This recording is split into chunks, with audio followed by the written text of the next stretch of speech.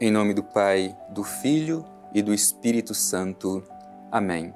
Palavra da salvação. Lá no Salmo 119 diz assim: Guardei no coração a tua palavra para não pecar contra ti. É uma expressão bonita que ilustra um pouco o nosso desejo e a necessidade que temos de escutar a palavra de Deus, pois é acolhendo esta palavra em nosso coração como centro da nossa humana liberdade, que nós podemos evitar as ocasiões de pecado, isto é, de nos distanciar da vontade de Deus. Por isso, meu irmão e minha irmã, com muita humildade e disposição do coração, vamos mais uma vez permitir que esta semente boa do Evangelho encontre espaço no nosso coração, que ela possa crescer, frutificar, que saibamos dar testemunho da vontade de Deus com nossos gestos e com nossas palavras. Escutemos com atenção.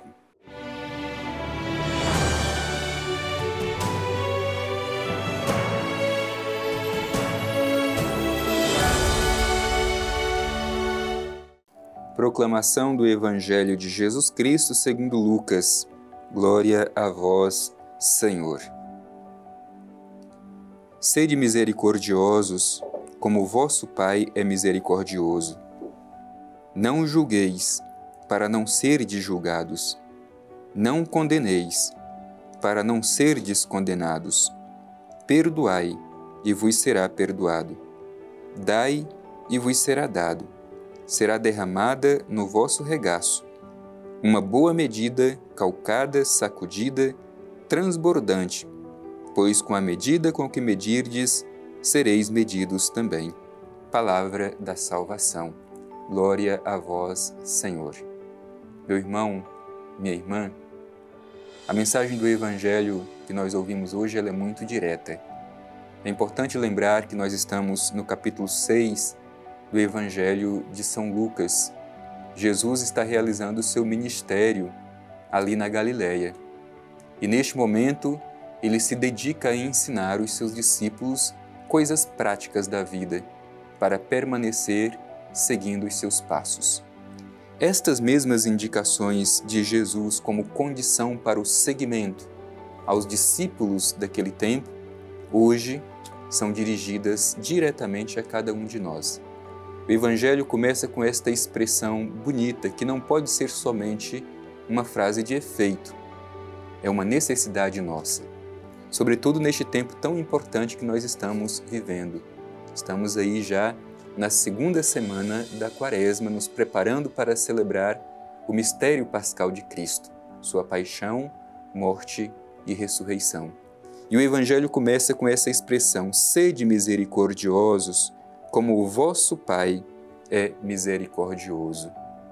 Meu irmão e minha irmã, o que o Evangelho nos recorda é aquilo que está escrito lá no primeiro livro da Bíblia, o livro do Gênesis, quando diz que nós, seres humanos, fomos criados à imagem e semelhança de Deus.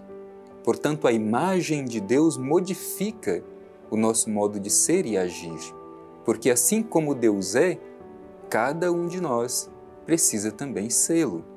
Caso contrário, a gente se torna um escândalo para a humanidade. Por que a gente se torna um escândalo para a humanidade? Porque a gente reza, a gente professa uma fé, mas a gente não vive nada daquilo que a gente professa. Por isso, a imagem que eu tenho de Deus modifica o meu ser. Crer é justamente isso. Crer não é simplesmente dizer que Deus existe. Crer significa permitir que o Deus que eu digo que existe modifica na minha vida. É isso que precisa contar. O que o Deus que eu creio modifica no meu ser? Porque se não modifica nada, do que adianta a minha fé? Por isso essa expressão de Jesus, sede misericordiosos, como é misericordioso o vosso Pai.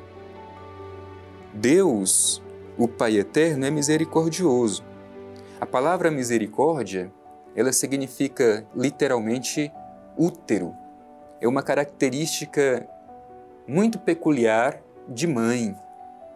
Por isso o Pai eterno se revela para nós com este amor maternal. É aquele sentimento de uma mãe que, quando vê o seu filho cair, ela é movida por uma força maior a se debruçar sobre o filho que cai e colocá-lo de pé, curar as suas feridas, ajudá-lo a retomar as suas forças.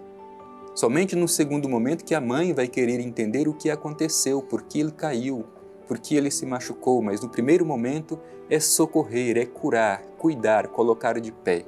Assim é Deus na nossa vida, é este sentimento, é esta força maior que nos faz mover em direção de quem precisa. Depois, a palavra misericórdia na nossa língua, ela significa justamente isso, um coração capaz de sentir a miséria do outro. Quando nós vemos alguém que sofre, nós também nos colocamos no lugar daquela pessoa que sofre. Isto é misericórdia, um coração capaz de sentir a miséria do outro. Assim é Deus conosco. E não podemos viver a nossa fé a não ser também sendo assim. Por isso é importante esta expressão de Jesus: sede misericordiosos, como o vosso Pai é misericordioso. E aí, o Evangelho vai apresentar questões muito práticas, que valem, que são muito atuais e necessárias para nós hoje. Diz o Evangelho: não julgueis, para não serdes julgados. Não condeneis, para não serdes condenados. Quantas vezes nós nos comportamos na igreja com essa atitude de julgar? Nos colocamos como juízes e não como irmãos uns dos outros. Quantas vezes não nos sentimos no direito de condenar o irmão pela sua fragilidade, pelo seu pecado? Cuidado, diz o Evangelho: não julgueis para não serdes julgados, não condeneis para não serdes condenados. Ao contrário, o que pede o Evangelho como imperativo para nós: perdoai e vos será perdoado. Dai e vos será dado. Este é o caminho do cristão. É por aí que nós queremos pautar a nossa vida. Não nos juízos e nas condenações, mas no perdão e na doação da nossa vida. Aquilo que nós desejamos para os outros, é isso que nós também recebemos de volta. Se julgamos, seremos também julgados. Se condenamos, seremos também condenados. Mas se ao contrário, como diz o Evangelho, fizermos o esforço de exercitar o perdão, também seremos perdoados. Ou por acaso pensamos que não precisamos de perdão? Precisamos. Todos nós somos limitados. Temos nossas fragilidades, nossos erros e pecados. E precisamos ter a humildade de entender que precisamos do perdão.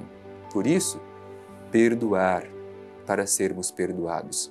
Nenhum de nós é autossuficiente, que não precisamos de nada e de ninguém. Por isso o Evangelho nos orienta: dai e vos será dado. Nós precisamos uns dos outros. E é justamente com este espírito de solidariedade, de compartilhar o que temos e o que somos, que a gente é enriquecido e que a gente cresce como filho e filha de Deus. Por isso, vamos pedir esta graça ao Senhor no dia de hoje, aprender a dispensar perdão e a ter um coração solidário, capaz de doar aquilo que temos e aquilo que somos, porque desta forma é que nós seremos perdoados e que nós receberemos. E o Evangelho continua: para quem tem um coração largo, um coração capaz de amar, de perdoar, veja bem o que diz o Evangelho: será derramado no vosso regaço uma boa medida, calcada, sacudida, transbordante, pois com a medida com que medirdes, sereis medidos também. Que bonito! E como seria bom se nós acolhêssemos esta mensagem do Evangelho como regra para a nossa vida. O coração de Deus é largo, e quem tem um coração largo vai receber isso. Uma boa medida, calcada, sacudida, será colocada em nosso colo. E o Evangelho pede: quem tem um coração largo também receberá a graça largamente. Mas quem tem o coração estreito, mesquinho, de forma estreita e mesquinha, receberá a graça de Deus. Não porque Deus não queira, mas porque nós estreitamos as portas do nosso coração. Com a medida com que medirdes os outros, vós também sereis medidos. Não nos esqueçamos disso, meu irmão. Este é o caminho proposto pelo Evangelho. Não tenhamos aquela atitude de exigir tudo e não querer doar nada. Afinal de contas, a vida cristã é essencialmente doação, assim como Cristo doou a sua vida por cada um de nós. Por isso, tenhamos um coração largo. Com a medida com que medirdes, vós sereis medidos.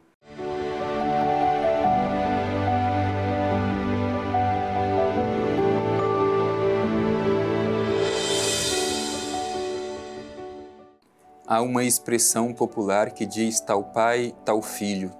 E hoje o Evangelho pede de nós isso. Sede misericordiosos, como é misericordioso o vosso Pai.